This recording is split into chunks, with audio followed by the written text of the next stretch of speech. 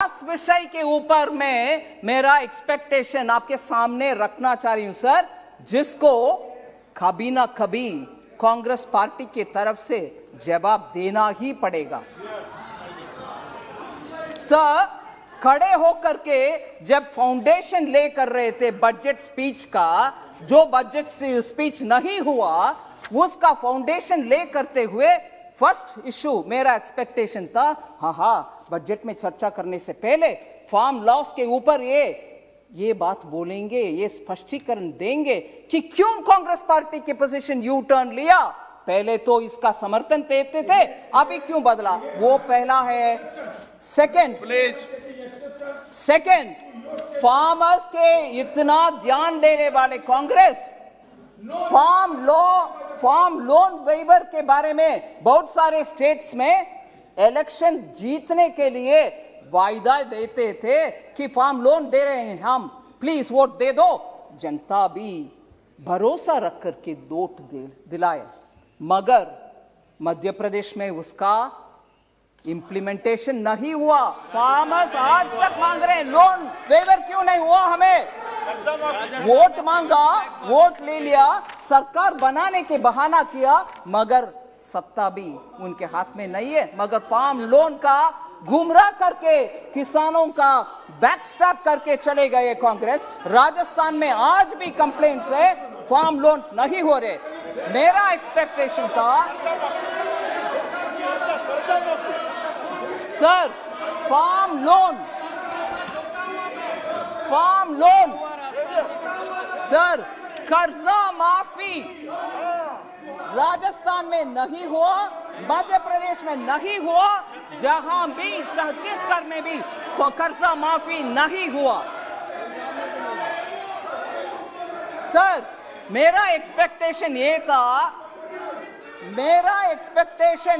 यही था जब वरिष्ठ नेता उठ करके भाषण देने से पहले फाउंडेशन ले कर रहे थे, कम से कम ये मानेंगे कि कर्जा माफी क्यों नहीं हुआ, उसको बयान देंगे। 10 में से तीसरा मैंने सोचा वो खड़े होकर के फाउंडेशन बजट के भाषण देने से पहले ले कर रहा है, उस समय कम से कम ये बात बोलेंगे कि मैंने आदेश दे दिया पंजाब सीएम को, वो जो काला कानून है जिसके द्वारा किसान जेल में जाने वाले का प्रोविजन है, उसमें 5 लाख का फाइन का प्रोविजन है, प्रावधान है उसमें, वो दोनों को हटाने के लिए मैंने हमारा चीफ मिनिस्टर पंजाब का उनको आदेश दे करके आया हूं। ये बात पार्लियामेंट में खुलासा करेंगे, ये मैंने सोचा, मैंने एक्सपेक्टेशन रखा, मगर ना, वो भी नहीं हुआ। मगर आरोप इस तीनों कानून के ऊपर, ये तीसरी बात, फोर्थ पार्ट सर,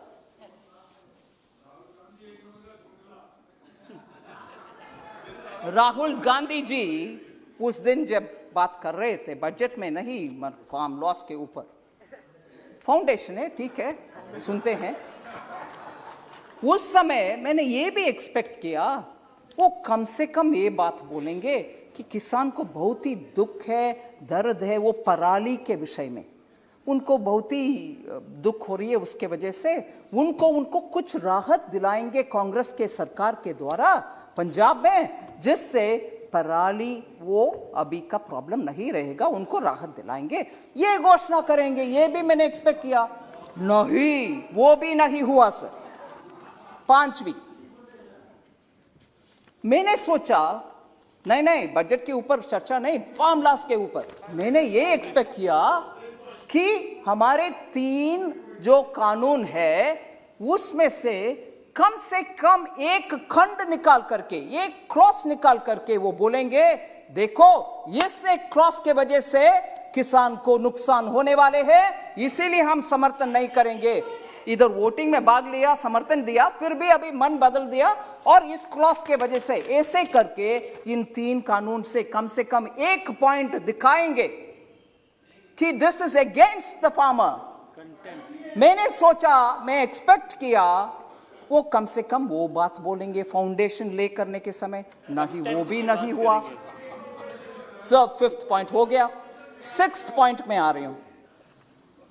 मैंने ये भी एक्सपेक्ट किया कि राष्ट्रपति भाषण के समय माननीय प्रधानमंत्री जी का जवाब था, उसमें उन्होंने बहुत सारे छोटा किसान के ऊपर बात बोली।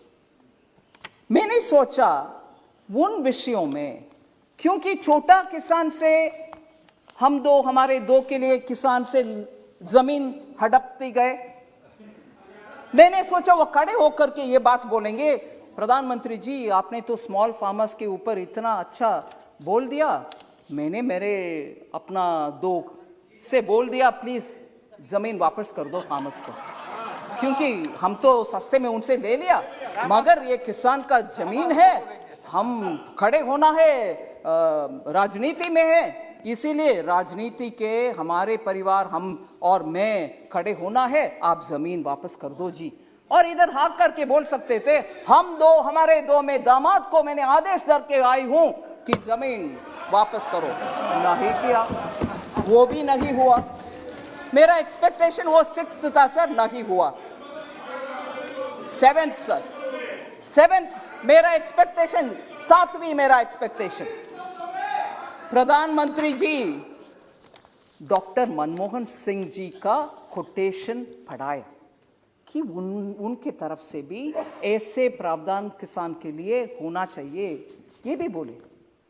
मैंने सोचा उस दिन फाउंडेशन ले करने के समय बजट इंपॉर्टेंट नहीं है, किसान कानून इंपॉर्टेंट है, वो कम से कम बोले कि क्यों डॉक्टर मनमोहन सिंह का स्टेटमेंट को कांग्रेस अभी भूल जा रहे हैं, और याद प्रधानमंत्री जी ने दिलाया। मैंने सोचा कम से कम वो मानेंगे, हाँ हमारे डॉक्टर मनमोहन सिंह ने ऐसे बात किया है, I have to respect, we will respect now, we won't dishonour doctor Manmohan Singh, ये कहेंगे, ऐसे मैंने एक्सपेक्टेशन रखा, मगर वो भी नहीं हुआ सर।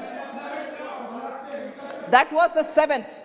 मेरा 8th एक्सपेक्टेशन यही था, मेरा 8th एक्सपेक्टेशन, मैंने सोचा चर्चा के समय, बजट के चर्चा के समय, क्योंकि किसान कानून बजट में भाग हो सकता है, इसीलिए बहुत सारे मेंबर्स ने यह प्रश्न उठाया। मुझे याद है मैं सुनी कि एपीएमसी देश भर में कहीं ये तीनों कानून आने के बाद बंद हुआ है क्या?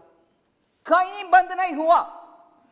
मैं मेरा एक्सपेक्टेशन के साथ अभी प्रश्न भी पूछ रही हूं, prove even if one APMC mandi was shut, not one was shut, but you're standing up and speaking, ऊपर से बजट में प्रावधान किया गया है that 30,000 crores which will be collected through that agricultural development infrastructure cess will be actually be going to the states so that APMC infrastructure can be improved. हम ऊपर से फंड भी दे रहे हैं स्टेट्स को एपीएमसी का इंफ्रास्ट्रक्चर बढ़ाने के लिए, ये भी नहीं बोला, मगर फाउंडेशन लेते रहा, फाउंडेशन ले करते रहा, भरे नहीं और वापस चले भी गए बिना चर्चा बजट के ऊपर। सर 9th पॉइंट, ये मेरा प्रश्न है, एक्सपेक्टेशन था मगर अभी प्रश्न है, वो क्यों, why does he choose to insult constitutional authorities? Why does he choose to insult constitutional authorities?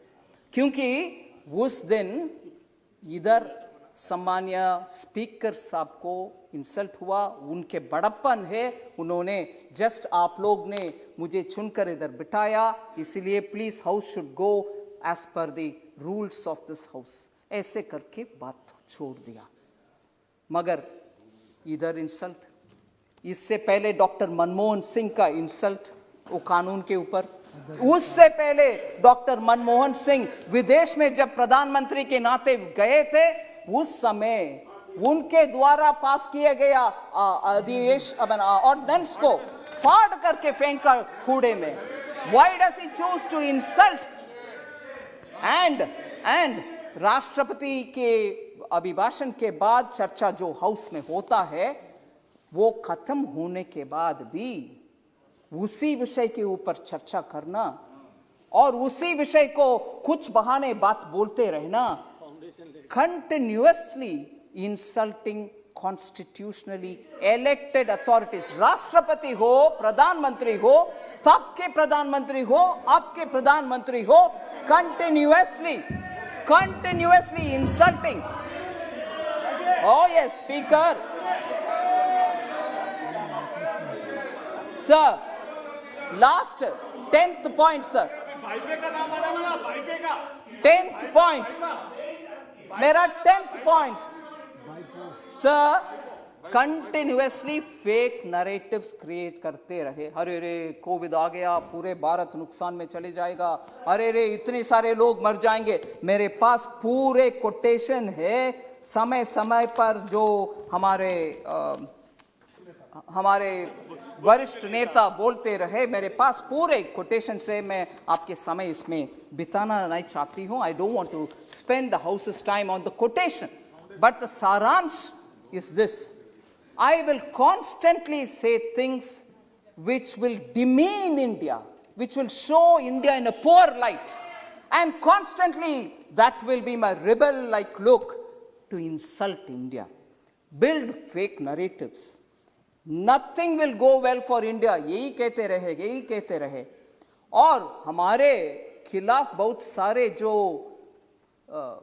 kind of mischiefs, I'm using a lighter word, करने वाले देश के साथ पार्टी की ओर से, सरकार एमओयू नहीं, सरकार एमओयू नहीं, पार्टी टू पार्टी एमओयू करके, जब देश का कुछ बॉर्डर में क्राइसिस होता है तब हमसे ना बात करते हुए, सरकार से हम छोड़ो, सरकार से ना बात करते हुए उनके दूतावास से बात करके क्या हो रही है बॉर्डर में करने वाले और कभी भी भारत देश का भरोसा ना करते हुए बाकी सबको भरोसा करने वाले और joining the breaking India fringe group.